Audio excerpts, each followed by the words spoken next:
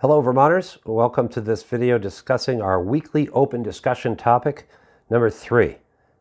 Every week we will be posting a question for you on Facebook, and then I look at your answers and we do a video to follow up and discuss what you've had to say. So the question last week was, how has the economic downturn and inflation affected your prospects for retirement, pension, 401k, IRA, and savings accounts? Now, as I'm explaining in a recent article, inflation shaves the value of all of those things in real terms. It also reduces the value of current income going forward. But here we see the stock market drop that happened as part of these many different factors that's impacted all of these things. So this question was kind of a loaded question, and the responses I got back from you didn't surprise me. Buddy Bro said rather cryptically that he couldn't explain how badly he was suffering. He said the only way, well, I won't even go there. He seems to suggest he's going to end up in prison before he's done. Lois Starr, who's a friend of ours, says she can't retire. She's 77 years old and she's still working. And I know Lois personally, and it really upsets me because I know that she struggles. And I know many, many people like her, and I think many of us do. Marie Miller Harm wrote, "My RIA has lost money every month since January, and it's a less risky IRA." Well, most people were not in bonds, which would have been the best way to resist the stock market downturn, because bonds haven't been earning anything in a long time. And the stock market had pumped up greatly, itself partly a product of inflation. As Ron Paul explains in his book, The Revolution, when you pump money into an economy with profligacy, the first thing to go up are asset values like land and the stock market. So a lot of what's gone up in the stock market has actually been just an inflation in the underlying economy. But then the inflation starts to set in and corporate profits start to decline, and people can't afford any more Xboxes because they're spending more money at the gas tank and on food and on rent, which is now an average $2,000 nationally. Kimberly Thurston says that her savings is gone and her 401k is down roughly at $10,000.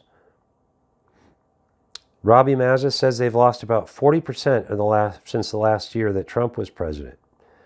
Sean Weigel says that his 401k is down. Kathy Tarrant says, from an economic standpoint, I have an uncertain future since the scamdemic. At best, I'm making half of what I used to while prices continue to soar, and my 401k has plummeted. Fred Matheson said, enough to have us thinking we can't afford to stay here much longer. I hope some of you will stay. Leaving to other states will not spare you the vagaries of Biden inflation. But staying in Vermont, we might still be able to do something to reduce the costs that have been imposed on many Vermonters, the regressive taxes, the net metering that I've written about and talk about. $35 million a year we pay extra in electric rates to fund the solar panels for people that can afford them. Similarly, regressive policies to support EV cars. They tried to do it this past year with heat pumps so that the rich people whose stock holdings and land values are appreciating now that they bought land in Vermont can get their new heat pump on their brand new $800,000 house paid for by somebody like Lois Starr or someone else whose income has shrunk and their 401k and their pension and their Social Security benefits have all shrunk. This is a horrible thing that's happening. Vermont's pensions are disastrous because of this very thing. These pensions have been mismanaged, and nobody here mentioned that. I thought it was interesting. Nobody mentioned their state pension. As I wrote in an article, Vermont state pension probably lost about $300 billion in this year, since January. But since they predicted that that money would earn 7.5% to 8.25% for the next 30 years for pensioners, they didn't need to put any more money aside. Now, let me tell you, as someone with a finance background, that's ridiculous. There is no portfolio that's ever earned 7.5% over 20 or 30 years. So making that prediction and projection was more than mismanagement. Additionally, high fees on where they were managed. Where were these funds, hedge funds, managed? This is mismanagement, okay, by 20 years of progressive dominance in Vermont. And now we're probably $9 billion in the hole, probably more, because all of this is going to get worse. So that's why we're talking about it as Vermonters, because we have two groups of people. Those who think they're always going to get infinite wealth and just keep printing it, and those who live in the real world and are in fixed incomes. And their incomes are shrinking, their assets are shrinking, their savings and liquid assets are shrinking in real value. And now we have progressives both in the federal government and Vermont who who are just pushing to do more and more of the same.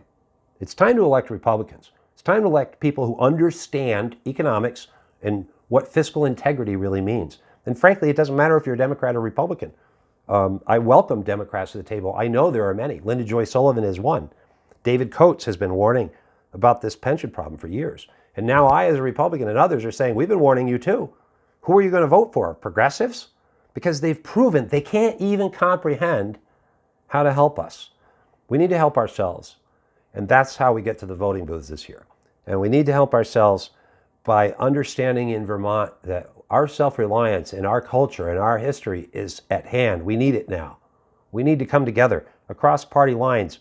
We can't solve the inflation that's done at the federal level, but we can do a lot in Vermont to support our farmers, our restaurants, and our other businesses to reduce the regulatory and bureaucratic morass, monstrosity that has got in the way of just the regular functioning of regular people. I'll prove it. We're going to go in there and we're going to fix some things. And I'm going to highlight for you just how regressive the progressives have been. They've been taking money from the poor to save the planet, to save everything else, and they've weaponized everything into their identity politics ideology, which is all based on a failed theory. It's failed. Read Thomas Sowell.